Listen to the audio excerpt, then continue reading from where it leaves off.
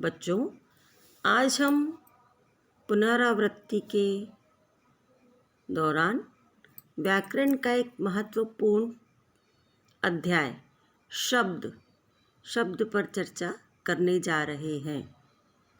प्रश्न यह बनता है कि शब्द किसे कहते हैं? तो इसका उत्तर, दो या दो से अधिक वर्णों के सार्थक योग को शब्द कहते हैं। दो या दो से अधिक वर्णों के, वर्ण अर्थात स्वर और व्यंजन, स्वर और व्यंजनों के योग से ही शब्द का निर्माण होता है।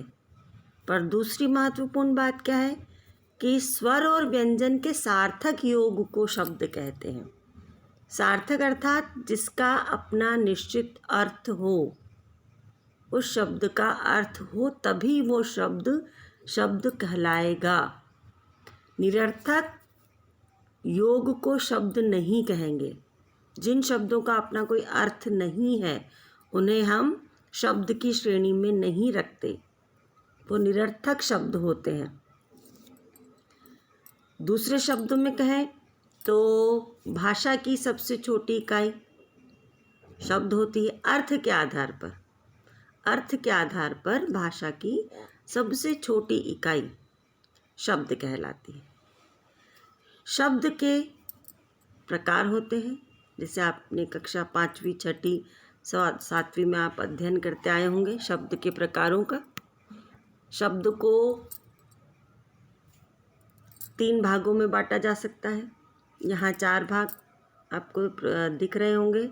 उत्पत्ति के आधार पर, व्युत्पत्ति के आधार पर, अर्थ के आधार पर और विचार के आधार पर।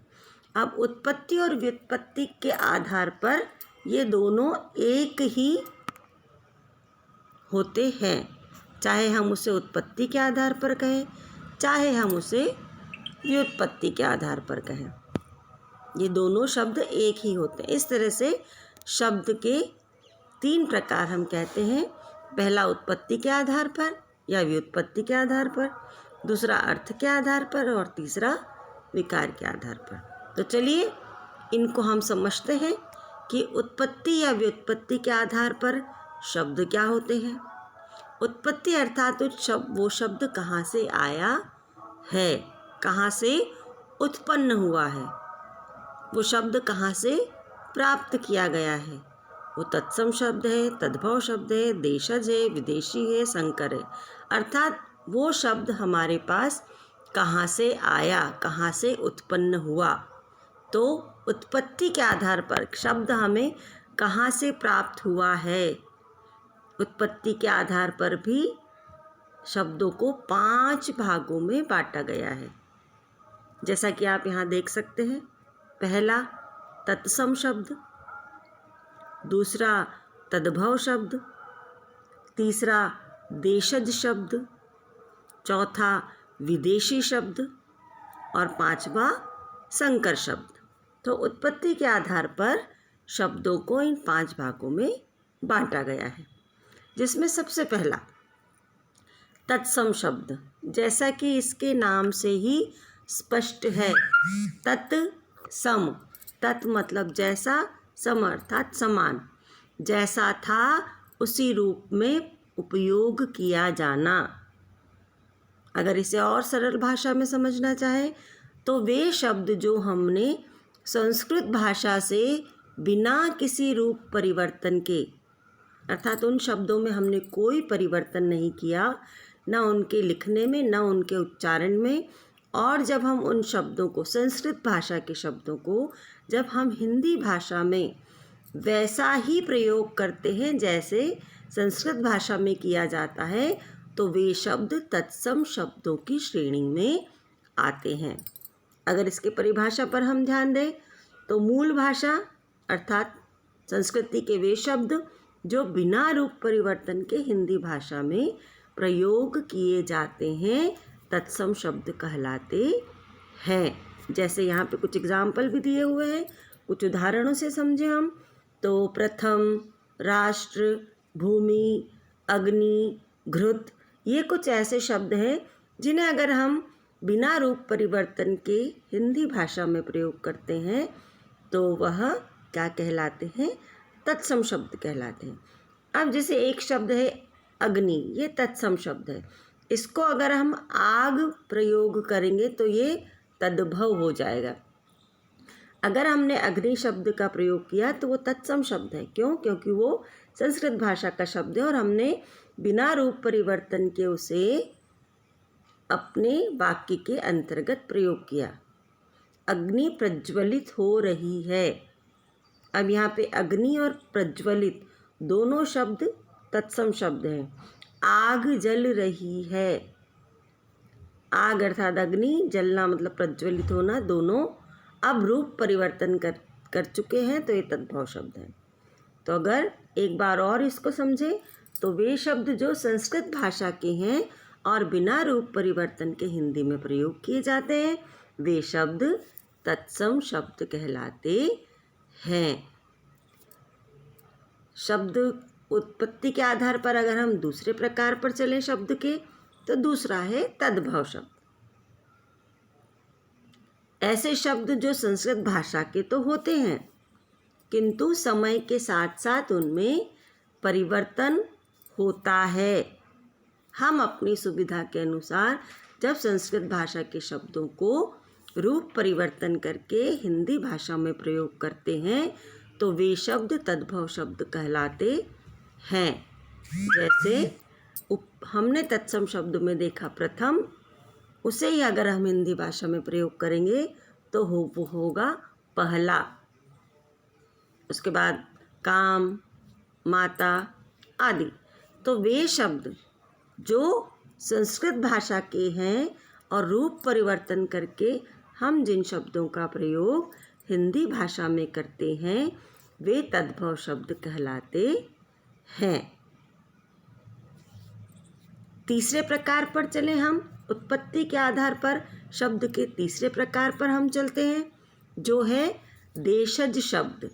जैसा कि इसके नाम से स्पष्ट है, देशज का अगर हम अर्थ करें तो देश और ज दो से मिलकर ये शब्द बना है देशज।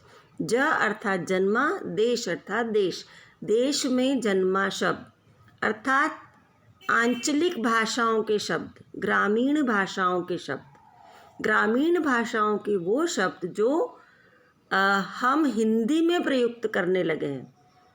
अब वो उसके पीछे क्षेत्रीय प्रभाव भी हो सकता है, उन शब्दों की उपयोगिता और अर्थ की स्पष्टता भी कारण हो सकता है।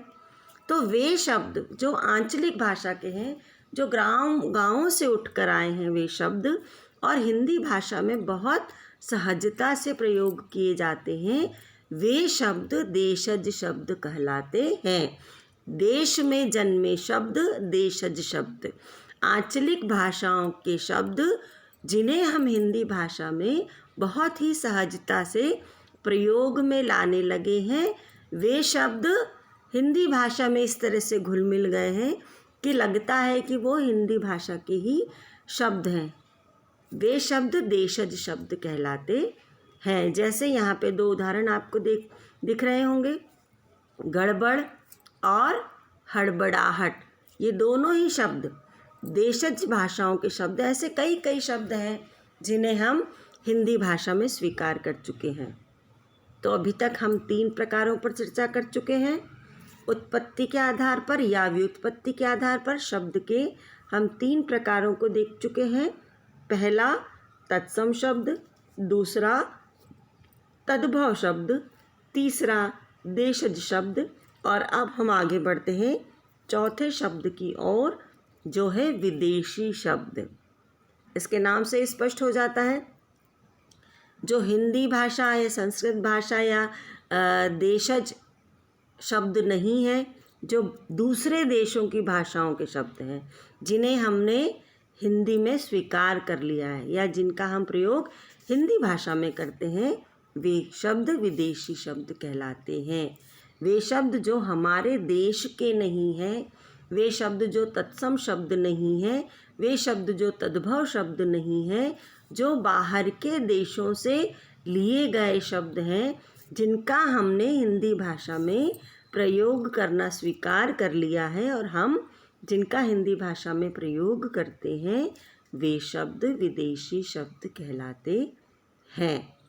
जैसे हमारी ज़बान पे चढ़े हुए काफ़ी सारे शब्द हैं, रेलवे स्टेशन, हॉस्टल, डॉक्टर, बस, टेबल, चेयर, ये वे सारे शब्द हैं जो विदेशी शब्द हैं जिनको हमने हिंदी भाषा में स्वीकार कर लिया है और हम इनका प्रयोग बहुत ही आसानी से हिंदी भाषा में करते हैं।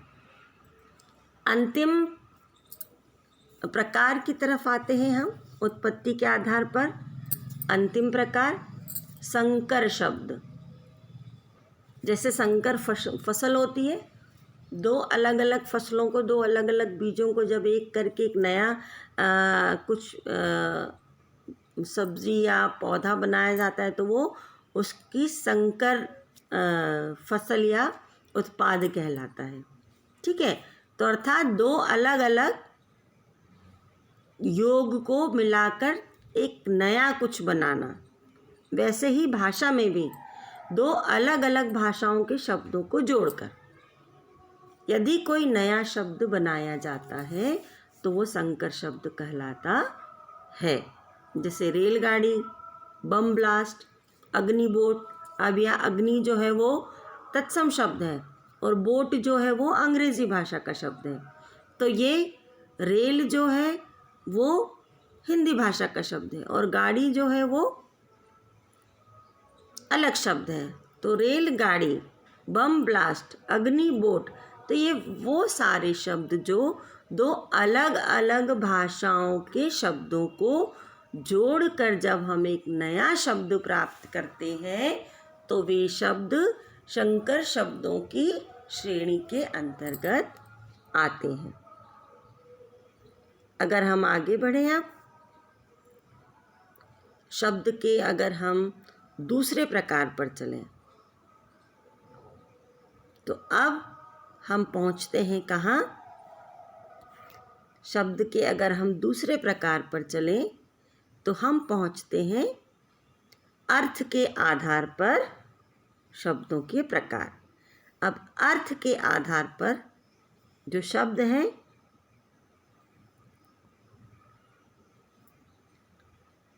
वो है सार्थक शब्द और निरर्थक शब्द। जैसा कि इनके नाम से स्पष्ट हो रहा है, सार्थक शब्द और निरर्थक शब्द। सार्थक जिनका अर्थ है, निरर्थक जिनका अपना कोई अर्थ नहीं है पर भाषा में प्रयोग ये भी होते हैं, इनका भी प्रयोग किया जाता है, इनका अपना कोई अर्थ नहीं होता। ठीक है, पहले हम शब्द पर चलते हैं अर्थ के आधार पर। सार्थक शब्द। सार्थक शब्द अर्थात निश्चित अर्थ वाले वे शब्द जिन्हें भाषा में स्वतंत्र प्रयोग में लाया जा सकता है, सार्थक शब्द कहलाते हैं। जिनके प्रयोग के लिए किसी दूसरे शब्द के प्रयोग की आवश्यकता नहीं है, वे सार्थक शब्द हैं। हर शब्द जिसका अपना एक निश्चित अर्थ है वो सार्थक शब्द के अंतर्गत आता है। यहाँ पे कुछ उदाहरण दिए हैं, कपड़ा, कलम, चावल आदि। इन सारे शब्दों के अपने अर्थ हैं, तो ये सारे शब्द सार्थक शब्दों की श्रेणी में आते हैं।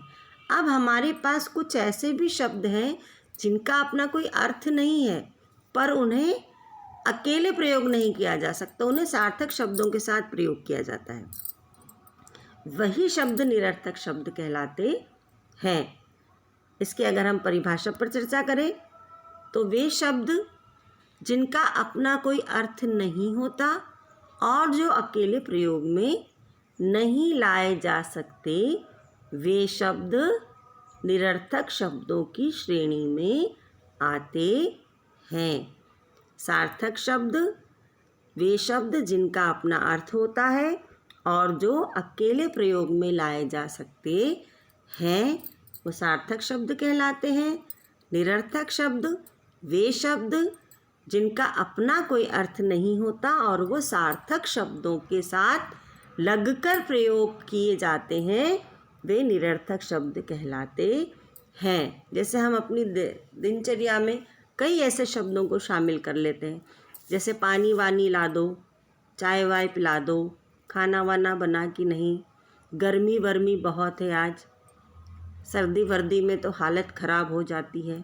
तो यहाँ पे हर दूसरा शब्द, चाय सार्थक शब्द है, वाय निरर्थक शब्द है, खाना सार्थक शब्द है, वाना निरर्थक शब्द है, गर्मी सार्थक शब्द है, वर्मी निरर्थक शब्द है, सर्दी सार्थक शब्द है, वर्दी निरर्थक शब्द है। अगर वर्दी को हम दूसरे तरीके से बोलें कि मेरी वर्दी अभी तक प्रेस नहीं हुई, तो ये व्यक्ति विशेष के द्वारा धारण की जाने वाली यूनिफॉर्म विशेष है।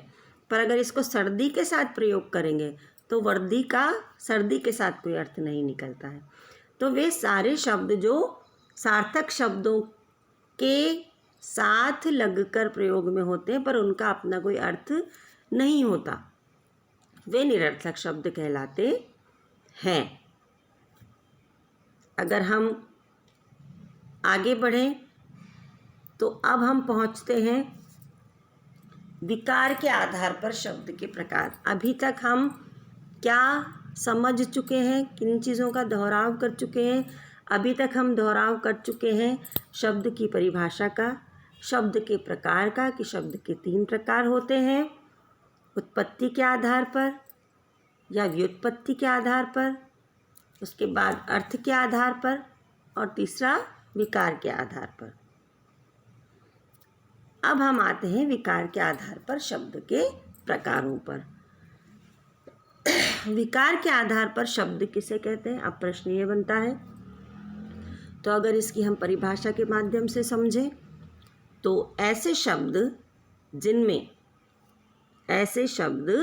जिनमें लिंग, वचन, काल, कारक के अनुसार बदलाव होता है। अब इसे समझने के लिए आपको ये आना आवश्यक है कि लिंग किसे कहते हैं, वचन किसे कहते हैं, काल किसे कहते हैं और कारक क्या होते हैं। ये आप क्लास 3, 4, 5 से पढ़ते चले आ रहे होंगे और इन शब्दों से आप भली भांति, इनकी परिभाषाओं से आप भली भांति परिचित होंगे।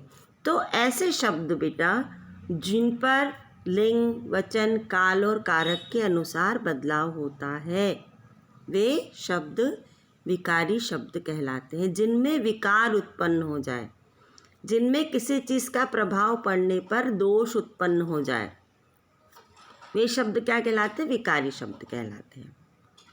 जैसे संज्ञा शब्द है, सर्वनाम शब्द है, क्रिया, विशेषण, जब इनका प्रभाव किसी पर पड़ता है तो ये विकारी शब्द के अंतर्गत आ जाते हैं। जब संज्ञा शब्द पर, सर्वनाम शब्द पर, क्रिया पर, विशेषण पर, इन लिंग, वचन, काल, कारक के कारण कोई प्रभाव पड़ता है तो वे सारे शब्द जो हैं वो विकारी शब्द के अंतर्गत आते हैं। आगे अगर हम बढ़ें तो अविकारी, अर्थात नहीं, विकार अर्थात दोष या परिवर्तन। तो स्पष्ट है, ऐसे शब्द जिनमें लिंग, वचन, काल, कारक के अनुसार बदलाव नहीं होता। विकारी शब्द में लिंग, वचन, काल, कारक के प्रभाव के कारण बदलाव होता है और अविकारी में लिंग, वचन, काल, कारक के कारण बदलाव नहीं होता, इसलिए ये अविकारी शब्द कहलाते हैं। अ उपसर्ग लग गया है, अर्थात नहीं, विकारी अर्थात परिवर्तन या दोष। तो ये शब्द कैसे हैं? क्रिया विशेषण है, संबंध बोधक है, समुच्चय बोधक है, विस्मयादि बोधक है, निपात है। अब जो निपात शब्द है, ही, भी, इनको आप कहीं भी प्रयोग करें, किसी के साथ भी प्रयोग करें, किसी भी लिंग के साथ प्रयोग करें, किसी भी वचन के साथ प्रयोग करें, किसी भी काल के साथ प्रयोग करें, किसी भी कारक के साथ अगर आप निपात शब्द का प्रयोग करते हैं तो उस शब्द पर कोई असर नहीं पड़ता। जैसे मैं भी खाना खाऊंगा, मुझे भी अभी खाना खाना है, मोहन भी पिताजी के साथ बाजार जाएगा, रम्या ने भी काम कर लिया। अब यहाँ पे अगर मैं रम्या शब्द का प्रयोग कर रही हूँ, मोहन का प्रयोग कर रही हूँ, वर्तमान काल का प्रयोग कर रही हूँ, बीते हुए समय का प्रयोग कर रही हूँ, पर भी पर इन ना वचन का असर पड़ रहा है, ना लिंग का असर पड़ रहा है, ना काल का असर पड़ रहा है। तो ये शब्द जो है वो क्या कहलाएंगे? अविकारी शब्द कहलाएंगे। अब विस्मयादि बोधक की बात करें अगर हम, ओह कितना सुंदर फूल है, वाह आज तो खाना खाने में मज़ा आ गया, ओह वह बच्चा साइकिल से गिर गया, अरे तुम अभी तक नहीं गए। तो ये सारे विस्मयादि बोधक शब्द हैं। इन पर ना किसी लिंग का असर पड़ता है, ना किसी वचन का असर पड़ता है, ना किसी काल का असर पड़ता है, और ना कारक का असर के कारण इनमें कोई परिवर्तन होता है। तो वे शब्द जिनमें लिंग, वचन, काल और कारक के अनुसार कोई बदलाव नहीं होता वो अविकारी शब्द कहलाते हैं, और जिनमें बदलाव होता है वो विकारी शब्द कहलाते हैं। तो ये आज हमने समझने का प्रयास किया, आज हमने दोहराव किया। किसका दोहराव किया? शब्द किसे कहते हैं, उसके कितने प्रकार हैं, प्रकारों के अंतर्गत उनके और कौन कौन से प्रकार हैं। इस तरह से आज हमने क्या समझा? आज हमने समझा कि दो या दो से अधिक वर्णों के सार्थक योग को शब्द कहते हैं, निरर्थक को नहीं। शब्द के 3 प्रकार हैं, उत्पत्ति या व्युत्पत्ति के आधार पर, अर्थ के आधार पर और विकार के आधार पर। उत्पत्ति के आधार पर शब्दों को 5 भागों में बांटा है। तत्सम अर्थात संश्लिष्ट शब्द, तद्भव जो रूप परिवर्तन करके हिंदी में आए हैं, देशज जो ग्रामीण भाषाओं के शब्द हैं, विदेशी जो बाहर की भाषाओं से लिए गए शब्द हैं, और संकर शब्द जो 2 शब्दों को मिलाकर बने हुए शब्द संकर शब्द कहलाते हैं।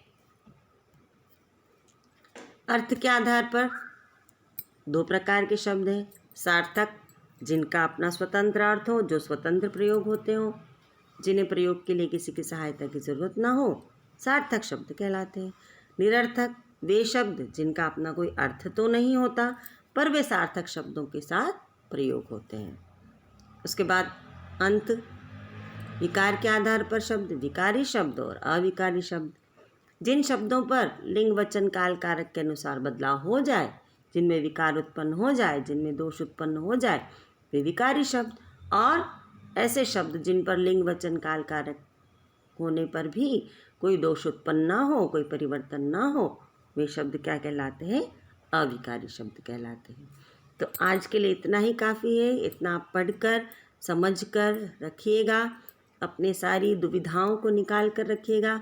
जब हम अगली क्लास में मिलेंगे तो हम इसी की दुविधाओं पर चर्चा करेंगे और इसके और उदाहरणों पर हम चर्चा करेंगे। तब तक के लिए अपना ध्यान रखिएगा। Take care all of you.